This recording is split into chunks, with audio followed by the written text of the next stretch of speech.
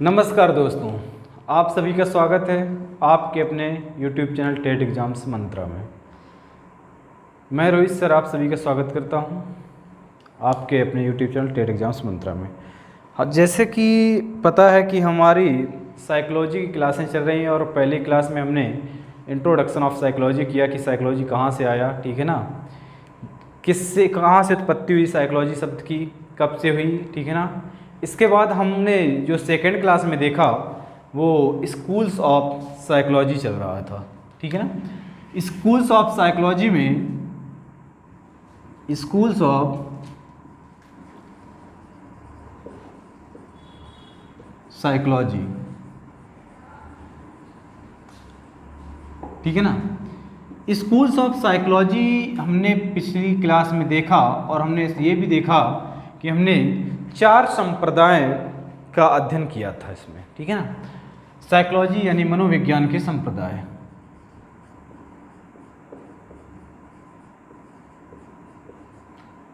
I hope कि सबको अभी तक जो क्लासें मिल रही हैं सभी को समझ में आ रहा होगा, क्योंकि जो मेरा मेन उद्देश्य है वो ये है कि आपको समझ में आना चाहिए, ठीक है ना। जितना मैं अगर मेहनत कर रहा हूँ और मैं कोशिश कर रहा हूँ कि इन वीडियो से बाहर कुछ भी ना आए। जो भी एग्ज़ाम आप दें किसी भी टेट का, चाहे वो यूपी टेट हो या सी टेट हो या रीट हो, तो जिस टॉपिक से मैं जो टॉपिक कंप्लीट कर रहा हूँ तो उस टॉपिक से अगर कोई क्वेश्चन आता है तो जो मैं यहाँ पढ़ाऊँ उससे बाहर ना आए, ये मेरी पूरी कोशिश रहती है। और अभी तक जो मैं पढ़ा रहा हूँ मेरा 100% मुझे विश्वास है कि इससे बाहर के कोई भी यानी कि क्वेश्चन एग्ज़ाम में देखने को नहीं मिलेगा। या जिस टॉपिक को मैं पढ़ा दिया है इसके आप प्रैक्टिस सेट लगाइए आपके पास अगर हो तो, ठीक है ना। कोई भी प्रैक्टिस सेट लगा कर देखिए, प्रीवियस ईयर उठा कर देखिए, अगर इस टॉपिक से कोई क्वेश्चन पूछा गया है तो इन्हीं के अंदर से मिलेगा। तो चलो शुरू करते हैं आज की क्लास अपनी। जैसा कि हमने इसमें पिछली क्लास में 4 संप्रदायों की बात की थी और उसमें पहले था, ठीक है ना, संरचनावाद। कौन सा? पहला हमने पढ़ा था संरचनावाद।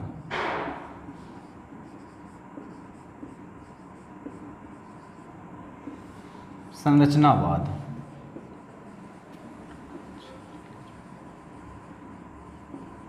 ठीक है ना, स्ट्रक्चरलिज्म। संरचनावाद के बाद हमने देखा फंक्शनलिस्ट,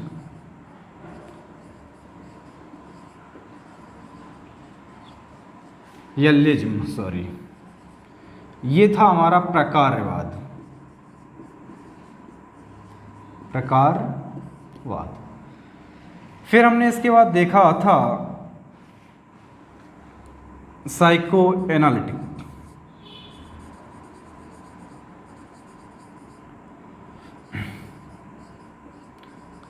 यानी मनोविश्लेषणवाद।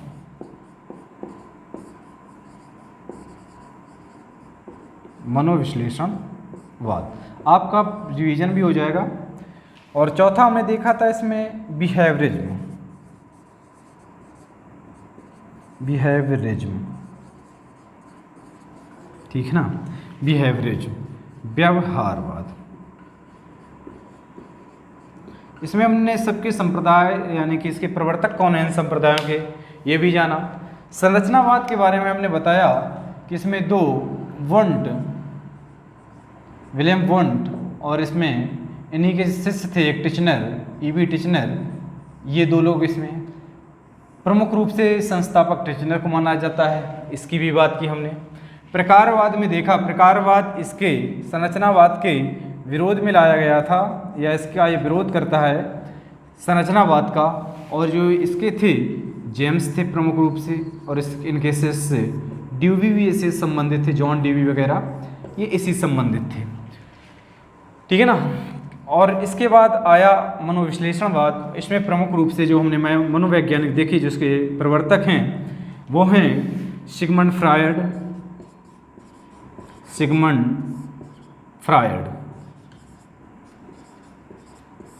ठीक है ना। ये कहाँ के थे? वियना के थे। कभी कभी पूछ लेता है कि ये मनोवैज्ञानिक कहाँ से संबंधित है। इसके बाद आए बिहेवियरिज्म, और बिहेवियरिज्म के संस्थापक थे व्यवहारवाद, और इसमें एक और थे कार्ल गुस्ताव युंग, ठीक है ना, तो युंग ही लिख लेते हैं, युंग और जुंग इनको लोग बोल देते हैं, युंग जुंग जो भी है, ठीक है ना, वैसे युंग है, सीबी युंग, ठीक है ना। इसके बाद जो हमने चौथा पढ़ा वो था व्यवहारवाद, और इसके जो संस्थापक थे वो थे जेबी वाटसन। इस संप्रदाय की स्थापना इन्होंने की थी 1913 में। सबके अपने अपने विचार थे। इन्होंने कहा स्ट्रक्चर के माध्यम से हम किसी व्यक्ति वस्तु के बारे में अध्ययन करते हैं। इन्होंने कहा कि स्ट्रक्चर से कुछ नहीं, हमें उसके फंक्शन क्या है, वो क्रिया कैसे करता है, इसके बारे में हमें जानकारी होनी चाहिए। इन्होंने इसका पूर्ण रूप से विरोध किया। संरचना को देखकर हम नहीं बता सकते हैं उसके क्या गुण हैं।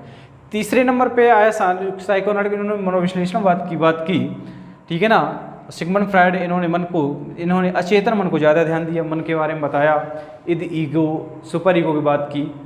इसके बाद चौथे नंबर पे आए व्यवहारवादी, और व्यवहारवादियों को सीधा कहना था कि हम किसी व्यक्ति के मन को नहीं जान सकते हैं, लेकिन उसके वो क्या कर रहा है सॉरी, ठीक है ना, तो कि हम उसके व्यवहार को लेकिन हम ऑब्जर्व कर सकते हैं, ठीक है ना, कि वो कैसा व्यवहार करता है। इसके माध्यम से हम किसी व्यक्ति के बारे में या वस्तु के बारे में अध्ययन कर सकते हैं। और इन्होंने रिस्पॉन्स यानी कि जो किसी स्टिमुली के प्रति जो हमारा उद्दीपक होता है ना, उद्दीपक के प्रति जो रिस्पॉन्स होता है, इसकी इन्होंने बात की, ठीक है ना, कि कोई उद्दीपक उसके प्रति हमारी यानी रिस्पॉन्स कैसा है, इसके बारे में कौन, ये बिहेवियरिस्ट में बात करते हैं। इसके बाद इन्होंने इसमें सबसे ज़्यादा इन्होंने बताया कि व्यवहारवादियों ने कि सर्वाधिक प्रभाव हमारे आसपास के वातावरण का पड़ता है, इसलिए इसको पर्यावरणवाद भी बोलते हैं। ये भी हमने डिस्कस किया था, पर्यावरण, ठीक है ना, पर्यावरणवाद को इसी को कहते हैं, बिहेवियरिज्म को। यहाँ तक अपनी बात हो चुकी थी। अब आगे हम देखते हैं, 4 संप्रदाय की बात हो गई, और इसके बाद जो कुछ संप्रदाय हैं उनकी आज हम चर्चा करते हैं। तो चलो देखते हैं, इसको साफ कर देते हैं पहले। इसके बाद जो 5वां संप्रदाय आएगा वो आएगा गेस्टाल्टवाद। इससे पहले एक पॉइंट और लिख लो, चाहो तो पूछ लिया जाता है कभी कभी, व्यवहारवाद की स्थापना तो किसने की, सबको पता है, वाटसन ने, ठीक है ना, वाटसन ने इसकी स्थापना की। लेकिन कभी कभी प्रश्न पहुंच लेता है कि जो व्यवहार शब्द है, ठीक है ना, व्यवहार शब्द है, ये सबसे पहले किसने दिया था, इसका प्रयोग सबसे पहले किसने किया था, एक ये प्रश्न बनता है। तो इसका प्रयोग सबसे पहले मैकडूगल ने किया था। किसने, मैकडूगल ने, मैकडूगल, ये वही है जिन्होंने मूल प्रवृत्ति का सिद्धांत दिया था, मैकडूगल ने। और इन्होंने इस शब्द का जो प्रयोग किया था वो 1908 में किया था। 1908 में विलियम मैकडूगल ने सर्वप्रथम व्यवहार शब्द का प्रयोग किया था, लेकिन हम व्यवहारवाद जो दिया था सिद्धांत, वो वाटसन ने दिया था। तो ये पूछ लेता है कि किसने दिया था सर्वप्रथम व्यवहार शब्द, सबसे पहले किसने प्रयोग किया था, तो मैकडूगल ने किया था। ये इंपॉर्टेंट क्वेश्चन है, इसको नोट करके रखना, 1908 में प्रयोग किया था।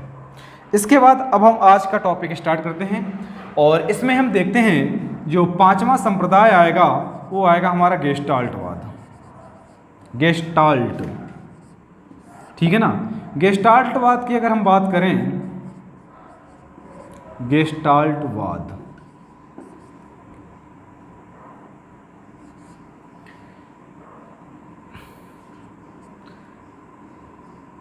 ये लपेटने की आदत है नहीं वैसे गेस्टाल्टवाद, ठीक है ना। तो गेस्टाल्टवाद के जो प्रवर्तक माने जाते हैं वो मैक्स वर्दीमर प्रमुख रूप से माने जाते हैं। कौन, मैक्स वर्दीमर। ये क्या माने जाते हैं, ये गेस्टाल्टवाद के प्रवर्तक माने जाते हैं, ये याद रखना। अन्य समर्थक की अगर हम बात करें तो इसी में एक थे मनोवैज्ञानिक कोफका, एक थे कोहेलर, इसी के अंतर्गत हमारे कर्ट लेविन आ जाते हैं, कर्ट लेविन। Kurt Lewin. तो ये अन्य समर्थक थे किसके? गेस्टाल्टवाद के। लेकिन प्रमुख जो प्रवर्तक थे वो मैक्स वर्दीमर थे। तो देखो गेस्टाल्ट जो है, गेस्टाल्ट एक जर्मन भाषा का शब्द है। किस भाषा का? जर्मन भाषा का शब्द है। और इसका जो मतलब होता है वो होता है होल, संपूर्ण। ये जो गेस्टाल्टवाद है, गेस्टाल्ट जो शब्द है वो जर्मन भाषा से लिया गया है, जिसका अर्थ होता है वोल या संपूर्ण।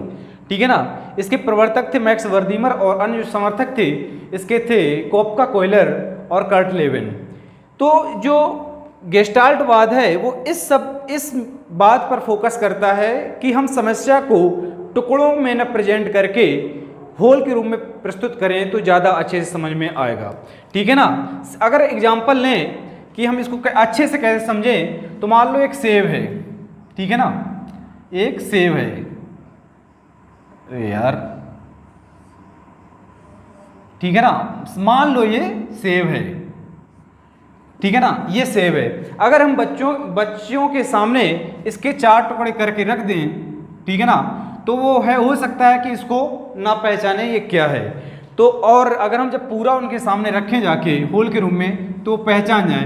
तो इन्होंने कहा कि हम समस्या को वोल रूप में प्रेजेंट करें, यानी whole is better than its part. ठीक है ना, कुछ ऐसा इनका स्टेटमेंट था कि जो संपूर्ण होता है वो अच्छा होता है बजाय कि अंश में। किसी समस्या को हमें पूर्ण रूप से बच्चे के सामने प्रस्तुत करना चाहिए, तभी वो सही से उसके बारे में जानकारी प्राप्त करेगा और आंसर देगा। ऐसा नहीं कि उसको हम छोटे छोटे टुकड़ों में पेश करें। तो ये पूर्ण से अंश की ओर जाता है। ठीक है ना, पूर्ण से अंश पे ये काम करता है कि पहले हम समस्या को पूर्ण रूप में बच्चे के सामने रखें, इसके बाद उसको विधिवत रूप से समझाएं और तभी बच्चा अच्छे से समझेगा। तो गेस्टाल्टवाद इतना है कि गेस्टाल्टवाद की भाषा का शब्द एक प्रश्न ये बनता है जर्मन भाषा का। ठीक है ना, और पूछा जाता है किस संप्रदाय के अंतर्गत हम समस्या को छोटे छोटे टुकड़ों में प्रस्तुत ना करके एक समग्र के रूप में प्रस्तुत करते हैं, एक वोल के रूप में प्रस्तुत करते हैं, वो किस संप्रदाय की बात करता है। तो उसमें 4 ऑप्शन दिए होंगे, तो उसमें एक गेस्टाल्टवाद होगा, तो उसका सही आंसर होगा गेस्टाल्टवाद, क्योंकि गेस्टाल्ट का अर्थ ही है संपूर्ण या होल। ठीक है ना, ये हमारे 5वां संप्रदाय था। इसके बाद हम अगर बात करें तो आ जाएगा, एक आएगा इसके बाद संज्ञानवाद। आई होप कि ये तो विजुअल है, शायद यहाँ से नहीं दिख रहा हो नीचे वाला। ठीक है ना, तो हम इसको पहले रब कर लेते हैं एक बार। ठीक है ना, तो प्रश्न जो जहाँ से बनता है, मैं पूरी कोशिश कर रहा हूँ प्रश्न आपका ये भी बाहर से न बने। ठीक है ना, प्रश्न यही बनता है। पहली बात तो इसके प्रवर्तक पूछ लिए जाते हैं कौन है, तो सबसे महत्वपूर्ण नाम है मैक्स वर्दीमर। और इसमें जो कहते हैं कि जो सॉल्यूशन आता है ना वो अचानक से आता है, क्योंकि कोयलर का जो पढ़ेंगे हम अधिगम में सॉरी, कोयलर के बारे में जब इनका हम सिद्धांत पढ़ेंगे तो उसमें कहा जाता है कि जब बंदर जो होता है ना उसको अचानक से सूझ आती है तो वो तुरंत एक के बाद छड़ी तुरंत अपने जो केले होता है वो गिरा नीचे पा लेता है। तो अचानक से किसी सूझ आ जाती है, थिंकिंग सोचता है, अचानक से किसी समस्या का हल आ जाता है। तो ये गेस्टाल्टवादियों से संबंधित है। तो जो गेस्टाल्टवाद जो हमारे 5वां संप्रदाय है, वैसे हम इनके जो बाद में इनका जब सिद्धांत पढ़ेंगे तो इनके बारे में अच्छे से पढ़ेंगे, इनका भी सिद्धांत आएगा उनके बारे में अच्छे से पढ़ेंगे। लेकिन जो अभी के हमारा संप्रदाय है इससे बाहर प्रश्न आपके क्लास में नहीं आएगा। और होप कि आपको समझ में आया होगा कि जब हम समस्या को पूर्ण रूप से होल रूप में विकसित करते हैं तब हमें अच्छी तरीके से पता चलता है। अगर हम किसी चीज़ को मान लो कि बच्चा जानता तो है, लेकिन जब उसके सामने टुकड़ों में ले जाएंगे तो शायद वो ना पहचाने, लेकिन वो होल के रूप में जब प्रस्तुत कर देंगे तो उसको पहचान जाएगा। तो इन्होंने यही बात कही कि हम समस्या को होल के रूप में बच्चों के सामने प्रेजेंट करें। ठीक है ना, नेक्स्ट 6वां देखते हैं। अब इसको भी हटा दे रहे हैं। इसके बाद आता है जो हमारा 6वां संप्रदाय है वो है संज्ञानवाद। संज्ञानवाद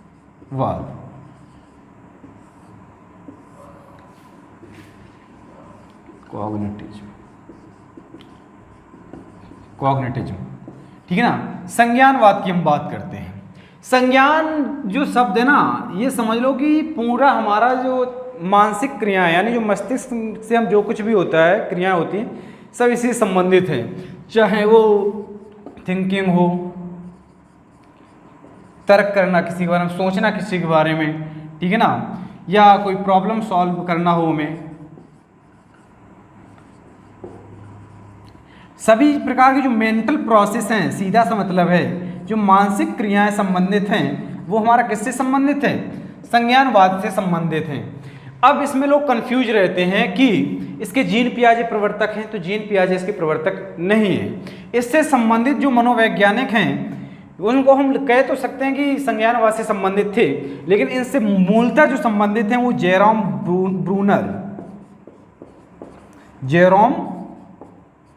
ब्रूनर और एक थे मिलर। तो ये दो नाम आपको याद रखना है और यही दोनों मिलेंगे।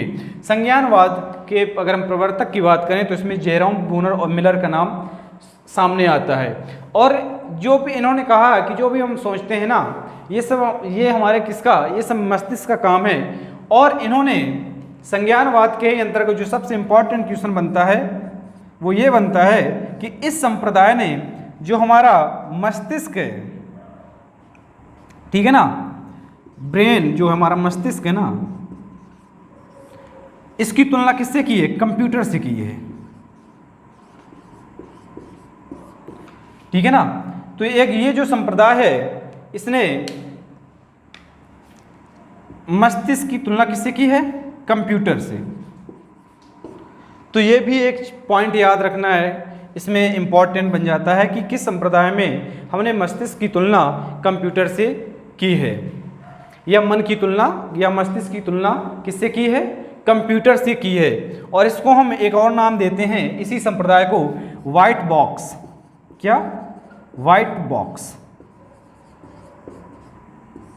व्हाइट बॉक्स भी इसी संप्रदाय को हम एक के नाम से इसको जाना जाता है। मस्तिष्क या मन कंप्यूटर के बराबर होता है, कंप्यूटर के समान होता है, कंप्यूटर से इसकी तुलना की गई है। ये दूसरा प्रश्न बनेगा जो इम्पोर्टेंट है। और जो हमारी मेंटल प्रोसेस हैं, हो सकता है कि ये प्रश्न आ जाए कि जो मनुष्य की मानसिक क्रियाएं होती हैं, चाहे सोचना हो या तर्क करना हो या किसी चीज़ को याद करना हो, ये किससे संबंधित हैं? संज्ञानवाद से संबंधित हैं, रचनावाद से संबंधित हैं, या गेस्टाल्टवाद से संबंधित हैं, या कोई और भी एक संप्रदाय का नाम दे देगा। तो उसमें हमें याद रखना है जो भी हमारी मानसिक क्रियाएं हैं, चाहे सोचना हो, तर्क करना हो, किसी समस्या को हल करना हो, तो ये सभी जो चीज़ें हैं वो हमारे संज्ञानवाद से संबंधित हैं। दो नाम याद रखना है, जेरोम ब्रूनर और मिलर। जीन पियाजे संज्ञानवाद के समर्थक नहीं थे, समर्थक तो थे लेकिन इसके प्रवर्तक नहीं थे। ये जो जीन पियाजे और वाइगोस्की का जो नाम आता है वो जो अब हम संप्रदाय पढ़ेंगे आगे उसमें आएगा। और वैसे जीन पियाजे को विकासात्मक मनोविज्ञान का जनक माना जाता है। विकासात्मक, डेवलपमेंटल साइकोलॉजी का फादर ऑफ डेवलपमेंटल साइकोलॉजी जो हैं वो हमारे जीन पियाजे हैं। इसमें कौन कौन है? जेरोम ब्रूनर और मिलर। इंपॉर्टेंट क्वेश्चन ये है कि किस संप्रदाय में मस्तिष्क या मन की तुलना कंप्यूटर से की गई है? तो ये संज्ञानवाद में। व्हाइट बॉक्स किस संप्रदाय को कहा गया है? तो ये भी इसी को कहा गया है। सातवां देखते हैं। इसमें जो क्वेश्चन बनते हैं बिल्कुल समझ लो फैक्चुअल बनते हैं, कि फैक्ट आधारित होते हैं, तो इनको याद करना है। याद तो कुछ नहीं, मैं इतने अच्छे से समझा ही रहा हूँ कि आपको याद करने की अलग से कोई आवश्यकता नहीं पड़ेगी। आप एक बार दो बार सुन लीजिएगा, बस हो जाएगा काम, कभी गलत ही नहीं होगा। इसके बाद हम आगे बात करते हैं, जो सातवां संप्रदाय देखते हैं वो है हमारा ह्यूमैनिज्म। इसको बोलते हैं मानवतावाद।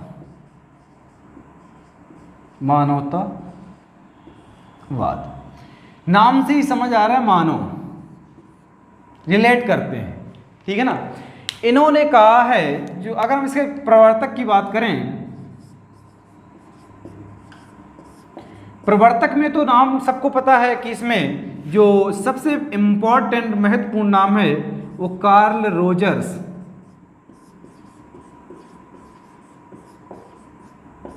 एवं अब्राहम मैस्लो, इन दो मनोवैज्ञानिकों का नाम बहुत इंपॉर्टेंट है। ठीक है ना, ये मानवतावाद से संबंधित हैं, ये इसके प्रवर्तक हैं। ठीक है ना, अब्राहम मैस्लो और संबंधित हैं कार्ल रोजर्स। ठीक है ना, ये इस बात पर फोकस करते हैं कि देखो यहाँ से देखते हैं मानव, अब कनेक्ट कर लो ह्यूमन। ये कहते हैं ह्यूमन को फ्री, उसकी जो स्वतंत्र कर दो, यानी वो क्या करना चाहता है ये उसको डिसाइड करने दो। ठीक है ना, तो ये ह्यूमन के फ्री विल पर काम आधारित है। ठीक है ना, स्वतंत्र। इसके बाद ये दूसरी बात करते हैं कि जो मनुष्य है उसका लक्ष्य होता है अपनी जो उसका जो वो किस लिए बना है, यानी संपूर्ण कैपेसिटी को प्राप्त करना है, उसका प्रमुख लक्ष्य होता है। इन्होंने अपने जो अब्राहम मैस्लो की जो थ्योरी है ना, उसमें इन्होंने एक जो वर्ड दिया है सेल्फ एक्चुअलाइजेशन, आत्मसिद्धि, यानी व्यक्ति जिस लिए बना है अगर वो काम करता है तो ये इन्होंने इस बात पे फोकस किया है। और इन्होंने दूसरी बात कही मानव, यानी कि हम पशु का अध्ययन ना करके हम मानव का अध्ययन करें। ये भी मानव संबंध तुरंत प्रश्न यानी आ जाएगा दिमाग में चढ़ जाएगा कि कहाँ से रिलेट किया गया है। ठीक है ना, और ये मनुष्य को पूर्ण रूप से कि मनुष्य जो करना चाहता है उसको स्वतंत्र रूप से उसको करने दिया जाए, वो अपने आप में स्वयं पर्सनल व्यक्तिगत रूप से ग्रो करे, इसकी बात करता है हमारा मानवतावादी सिद्धांत। ठीक है ना, और जो सेल्फ एक्चुअलाइजेशन का सिद्धांत है इसमें पूछा जाता है कि अगर मान लो किसी बंदे के पास सब कुछ है, ऐशो आराम की ज़िंदगी, बढ़िया गाड़ी बंगला, सब कुछ जो आप चाहते हो, लेकिन इसके बाद वो क्या करता है कि सब कुछ त्याग देता है अचानक से। ठीक है ना, जैसे अगर हम सबसे मानवतावाद का अगर एग्जाम्पल लें तो हम चलते हैं थोड़ा अपने अतीत में, अपने पूर्वजों के पास, और पूर्वजों में हम लेते हैं गौतम बुद्ध को। यहां से ये जो मानवतावाद है पूर्ण रूप से समझ में आ जाएगा, ये पक्का है इस एग्जाम्पल से, गौतम बुद्ध से। बताइए गौतम बुद्ध के पास क्या नहीं था? है राजा का अकेला लड़का, ठीक है ना, शादी भी हो गई थी बिंदास, एक पुत्र भी हो चुका था, किसी चीज़ की कमी थी ऐशो आराम की? कोई कमी नहीं थी। जिंदगी राजा तो था ही, अब जो राजा हो उसकी ज़िंदगी में क्या कमी आ सकती है? आप सोच कर देखिए, जो खुद राजा हो उसको किस चीज़ की कमी है? लेकिन इन्होंने क्या किया, इनको ये महसूस हुआ जब ये बाहर निकले तो इनके पिताजी ने क्या किया, सब कुछ बंद कर दिया बिल्कुल, कि जो बूढ़ बुजुर्ग थे सबको अंदर डाल दिया। ठीक है ना, कि रोड पे कोई बुजुर्ग ना मिले। सब जो जब ये गौतम बुद्ध बाहर निकले तो सब कुछ ऐसा लगे खुश, पूरा दुनिया खुशी है, क्योंकि ये इनके पिता जानते थे। ठीक है ना, इनके पिता जानते थे इनके बारे में, कि इनको डर था। तो बाद में जब ये गए तो इन्होंने देखा कि कोई जा रहा है चार कंधों पर, एक बुढ़िया ने मिलती है रास्ते में, बुजुर्ग महिला, उनको देखकर इनका जो हृदय था वो पिघल जाता है। फिर भी बंदा चाहता तो कुछ ना करता, राजा है भाई, उसको क्या दिक्कत थी। लेकिन इन्होंने क्या किया, सब कुछ त्याग दिया, क्योंकि इनके दिमाग में आया कि यार हमारा काम हम इसके लिए नहीं आए हैं कि हम यहाँ राज का शासन करें, राजभोग करें। हमारा जो काम है जिसके लिए मैं बना हूँ वो तो हमें ये है कि हम लोगों को कैसे इस मानव जो हमारा जो मोह जाल है, मोह जाल है, इससे कैसे लोगों को मुक्ति दिलाएं। ठीक है ना, ये घर से निकले, इसके बाद इनको ज्ञान की प्राप्ति हुई। ठीक है ना, तो आफ्टर दैट इन्हें बाद में जिसके पास सब कुछ हो वो एक भिक्षुक बनकर रहे और अपने जो विचारों का प्रचार प्रसार करे, अपने ज्ञान का प्रचार प्रसार करे। तो इनसे अच्छा एग्जाम्पल, या हम एक इसी में और ले लेते हैं महावीर स्वामी, ठीक है ना, जो जैन धर्म से संबंधित थे, ये भी राजा के पुत्र थे। ठीक है ना, तो इन लोगों को मानवतावाद का अगर समझ में ना आए तो इन लोगों को देख लो, कि मानवतावाद का असली मतलब क्या है, कि इंसान जिस लिए बना है वो प्राप्त कर लेना ही क्या कहलाता है, मानवतावाद, यानी कि सेल्फ एक्चुअलाइजेशन। तो गौतम बुद्ध का सेल्फ एक्चुअलाइजेशन ये था कि उन्होंने एक संत भिक्षुक बनकर अपने जो उनके विचार थे उनको बांटा, अपने उपदेश दिए, ठीक है ना। महावीर स्वामी ने भी ये भी राजा के पुत्र थे, ठीक है ना। इन्होंने भी अपना घर परिवार त्याग दिया और इसके बाद ये भी एक संत के रूप में आकर इन्होंने भी अपनी शिक्षाएं दी। तो ये सेल्फ एक्चुअलाइजेशन है। चाहते तो आराम से जिंदगी गुजार सकते थे, राजा के पुत्र थे भाई, क्या फ़र्क पड़ता है, कोई रो रहा है क्या फ़र्क पड़ता है, ठीक है ना, कोई हंस रहा है क्या फ़र्क पड़ता है, हम तो राजा हैं भाई, हमें क्या है। लेकिन इन्होंने इस चीज़ को दूसरों की सहायता करके ये बताया कि हमारा जो हम जिस लिए पैदा हुए हैं वो ये काम है कि हम एक राजा की ज़िंदगी ना जी करके एक भिक्षुक की और लोगों को बताएं कि जो संसार है सिर्फ दुखों का पीड़ा है, दुखों का केंद्र है, यहाँ जब तक रहोगे दुख ही दुख है, ठीक है ना। और इस दुख से कैसे छुटकारा पाया जा सकता है, जो माया है इससे कैसे छुटकारा पाया जा सकता है, इसके बारे में उन्होंने कहा। इसके और दूसरा एग्जाम्पल, अभी एक मूवी आई थी शेरशाह, ठीक है ना, उसमें सिद्धार्थ मल्होत्रा, कियारा आडवाणी, हो सकता है सबने देखी हो। तो उसमें विक्रम बत्रा के पास क्या था, नौकरी लग गई थी, ठीक है ना। उस जब अटैक हुआ तो चाहता तो खुद को बचा लेता, लेकिन उन्होंने क्या किया कि अपने जीवन का बलिदान दे दिया। क्यों? क्योंकि उन्होंने सोचा मेरा एक यही मकसद है, अगर मैं इंडियन आर्मी में आया हूँ, ज्वाइन की है, तो मेरी जान जाए या ना रहे, लेकिन ये देश रहना चाहिए, ठीक है ना। तो इन्होंने क्या किया, अपनी जान की बाजी लगा दी। तो अगर प्रश्न पूछता है ना तो वो कि सेल्फ एक्चुअलाइजेशन संबंधित होते हैं, और जो ये अब्राहम मैस्लो के दिए हुए सिद्धांत हैं, और अब्राहम मैस्लो जो हैं वो मानवतावाद से संबंधित हैं। तो आई होप कि ये वाला पूरा आप समझ में आ गया होगा, ऐसा मुझे लगता है कि 100% समझ में आ गया होगा क्या होता है मानवतावाद का असल मतलब, ठीक है ना। लास्ट संप्रदाय और बचता है, 2-4 मिनट इसके और देखते हैं। लास्ट जो संप्रदाय है वो है रचनावाद, कंस्ट्रक्टिविज्म,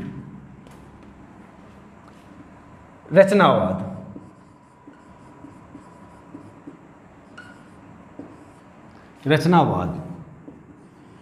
ये 8वां संप्रदाय है हमारा, ठीक है।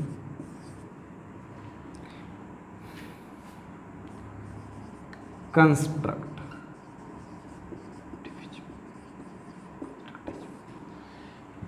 इसकी बात करते हैं, ठीक है ना। ये संप्रदाय सबसे इंपॉर्टेंट है, यानी सबसे इंपॉर्टेंट का मतलब इसके जो फैक्ट हैं, इसके जो समर्थक हैं इसमें जीन पियाजे, वाइगोत्स्की,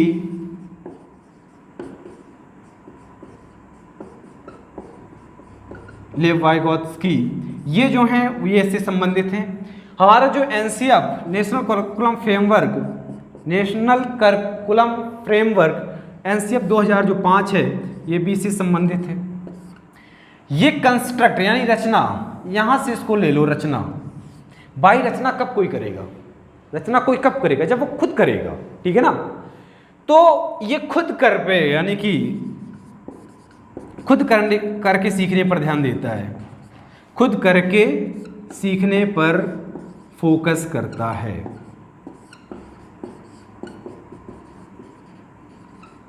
कौन सा जो स्कूल, रचनावाद, ये कहता है कि जो बच्चे को है ना, और इसमें जीन पियाजे ने है भी, आपको पता भी होगा कि जीन पियाजे ने जो बच्चा है या शिशु को क्या कहा है, बच्चे को क्या कहा है, शिशु को एक नन्हा वैज्ञानिक कहा है, बच्चे को नन्हा वैज्ञानिक कहा है, कि ये बच्चा जो है ना ये खुद वैज्ञानिक है, इसको खुद करने दो। बच्चा अगर खुद करके सीखेगा, हो सकता है एक बार गलती करते लेकिन दूसरी बार सीख जाएगा। इसका हम लाइव आपको एक एग्जाम्पल बताएं, ठीक है ना। आपके घर में सब छोटे बच्चे होंगे, सबके यहाँ, आप भी अचानक बड़े नहीं हो गए, सब एक समय छोटे ही होते हैं। तो अगर कोई छोटा बच्चा होता है ना, वो मान लो कि बार बार कोई गर्म चीज़ रखी उसके पास जाता है, ठीक है ना, तो मेरा ऐसा मानना उसको जाने दो। एक बार अब ज़्यादा गर्म हो तो उसको रोक लो, अगर ऐसा हो कि वो जले जलेगा नहीं, गर्म है उसको गर्म लगेगा तो उसको जाने दो। एक बार गर्म लगा, बच्चा हो सकता है दूसरी बार, एक पहली बार में जाना बंद कर दे और एक बार तो दूसरी बार जाना तो उसको दूसरी बार भी जाने दो। तो क्या करेगा, जब एक दो बार वो गर्म उसको लगेगा तो वहाँ वो जाना बंद कर देगा, ठीक है ना। जैसे कि गर्म दूध बच्चा दो तो एक बार तो पी लेगा लेकिन दोबारा नहीं, क्योंकि उसको पता है कि ये गर्म है, क्योंकि उसने वो करके सीखा है। लेकिन अगर उसको तुम बताओ कि बेटा इसके पास ना जाओ ये गर्म है, तो वो नहीं मानेगा, वो कहेगा नहीं झूठ बोल रहे हो, ठीक है ना। मम्मी या पापा अब क्या है, अब झूठ बोलते हैं। गर्म पानी रखा हो और उसको कह दो नहीं इसको टच नहीं करना, ये गर्म पानी, तो क्या नहीं मानेगा, ठीक है ना। तो उसको क्या करो, एक बार टच कर लेगा, हाथ तुरंत डालेगा, क्योंकि उसने वो करके देखा है। ये मैं एग्जाम्पल इसलिए ले रहा हूं क्योंकि ये आपने सबने देखा है अपने घर में, आपने भी ये चीजें की हैं, ठीक है ना, कि यार ऐसा करेंगे तो ऐसा हो जाएगा। तो हमें क्या मिला, अनुभव मिल गया। तो ये क्या करता है कि ये पास्ट जो हमारे एक्सपीरियंस होते हैं, जो पास्ट हमारे अनुभव होते हैं, ये जो पास्ट में हमने सीख रखा है, उसको लेकर आगे की ये न्यू निर्माण करता है, भविष्य बनाता है, ठीक है ना। तो ये हमारे पास्ट एक्सपीरियंस, बच्चा इसमें खुद करके एक्टिव, जो लर्नर होता है वो एक्टिव होता है। लर्नर कैसा होता है, एक्टिव होता है, पैसिव नहीं होता है, ठीक है ना। जो सीखने वाला है वो खुद एक्टिव है। बच्चे क्लास में अगर देखो आप भी तैयारी कर रहे हैं तो आपको ये पता है कि जब तक आपको मान लो पढ़ रहे हो या आप पढ़ाते हैं, तो बच्चे अगर आपसे पूछेंगे नहीं प्रश्न, तो आपको कैसे समझ में आएगा, बच्चों को समझ में आ रहा है या नहीं आ रहा है। और जब आपसे बच्चे कनेक्ट हो जाते हैं, पूछते हैं, बार बार क्वेश्चन करते हैं, तो वो चीज़ें रिलेट करने लगते हैं, ठीक है ना। तो उसमें क्या है, बच्चा करके सीखता है। कोई भी खेल है, अब तुम जैसे कि मैच आजकल क्रेज चलता है, आज जब मैं वीडियो शूट कर रहा हूँ तो आज भारत मैच हार चुका है। आज भारत पाकिस्तान का जो सेकेंड मुकाबला था उसमें हमारा इंडिया जो है वो हार चुका है। उसमें सबसे बड़ी गलती शायद अर्शदीप की थी ना सर, ठीक है ना।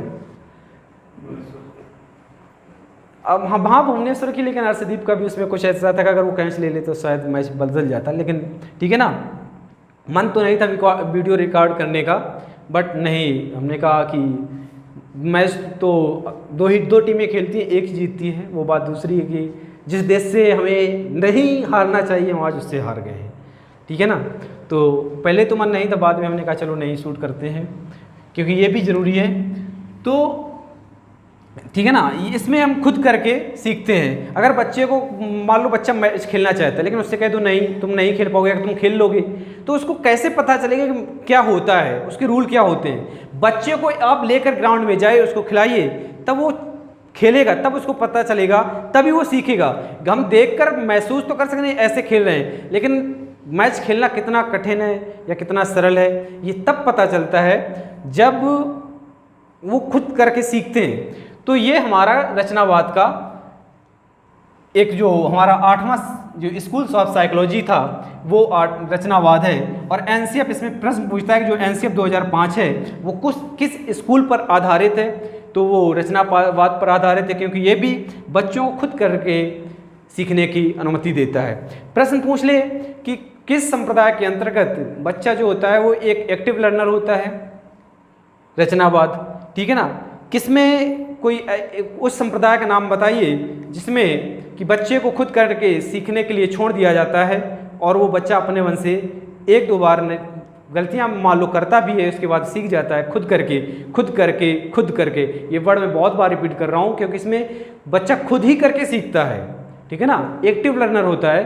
तो इसमें रचनावाद में तो मैं जो स्कूल्स ऑफ हमारा जो साइकोलॉजी था ये चैप्टर आई होप कि समझ में आएगा। अब इसके आगे हम बात करेंगे शिक्षा, जो मनोविज्ञान है, अभी मनोविज्ञान चल रहा था, इसके बाद अभी इसका आएगा कि मेथड्स क्या होते हैं इसको सब जानने के, ठीक है ना। तो आज की क्लास यहीं तक है और आई होप कि ये समझ में आया होगा। और अगर आपको समझ में आया है तो ये जो अपना चैनल है इसको बढ़वाइए और ये वीडियो अपने फ्रेंड्स, फैमिली या जो भी वन डे टीचिंग जो ऑल ओवर कहीं भी का भी आपका दोस्त है, रीट का है तैयारी कर रहा है, एमपी टेट की तैयारी कर रहा है, यूपी टेट या सुपर टेट के लिए तो इम्पोर्टेंट है ही, सी टेट के लिए भी बहुत इंपॉर्टेंट है। यानी कोई भी अगर टीचिंग एग्जाम्स की तैयारी कर रहा है तो उसके साथ ये शेयर कीजिए और अपनी फैमिली में उनको जोड़िए। और मेरी कोशिश ये है कि मैं जो भी पढ़ाऊँगा उससे बाहर आपका प्रश्न नहीं आएगा। तो अगर आप हमारे चैनल पे नया है तो इस चैनल को सब्सक्राइब जरूर कर लीजिए, बेल आइकन दबा लीजिए कि जब भी हमारी नई वीडियो आएगी तो आपको पहले नोटिफिकेशन मिलेगा। तो आज के लिए इतना ही, धन्यवाद।